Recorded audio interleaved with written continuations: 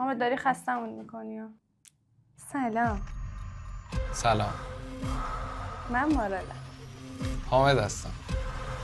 امیدوارم حالتون خوب باشه. خیلی خوش اومدید به چنلمون. خیلی خوش اومدید به چنلمون. سلام. خوبین؟ خوبین؟ احوال ما باز اومدیم. چالشی که اکثرا دارن انجام میدن، یکیشو انتخاب میکنیم و دیگه روال کار. انتخاب کردین شما؟ بله.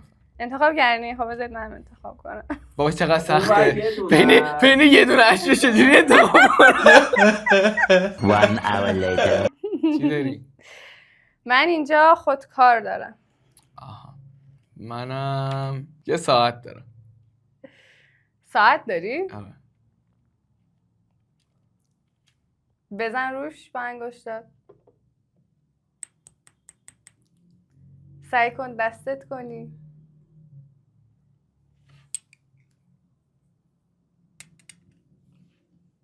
ساعت تمام شیشه ایه؟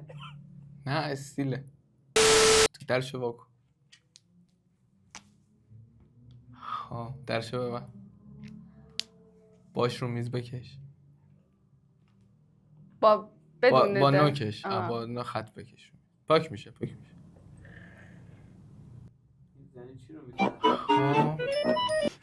خب نه اون که قطعا خودکار نداری. ماژیکه. صاف مستقیم. خب تو هم نگاه. تو ساعت نیست، احساس میکنم چیز شیشه ایه. احساس میکنم وایسا بکشش رو میز.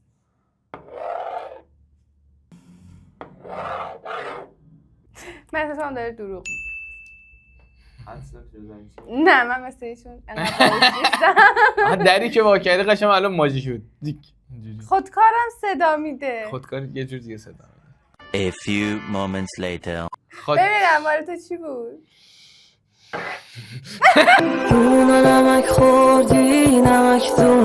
نمک. خوب بود آفرین. ولی من چکرم. درست گفتم. من گفتم داری دروغ. شروع کنیم. بفرمایید. شما چی دارین؟ من جعبه میکروفون. خب من یه بطری آب دارم. اوکی. خب بپرس. مچالش کن.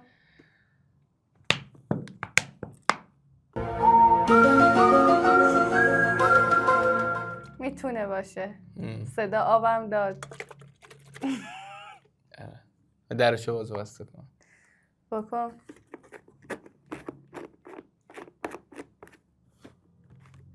اوکی نوبت توه. خب در میکروفون رو واکن. باز کرد. صدا نداره. ببند. آها خب تو درست می. میکروفون. چه همشه هم مال تو سخته. خدا بس دیگه. خب بکشش رو میز. بزنش رو میز. خیلی سفتره. فکر نکنم. نه ها. قشنگ معلومه صدا بطریه. نه بابا. به خدا. خب باشه داری راست.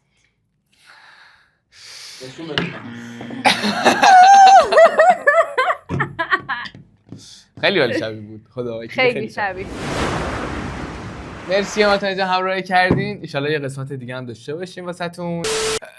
خسته نباشید. سیدی رابرت.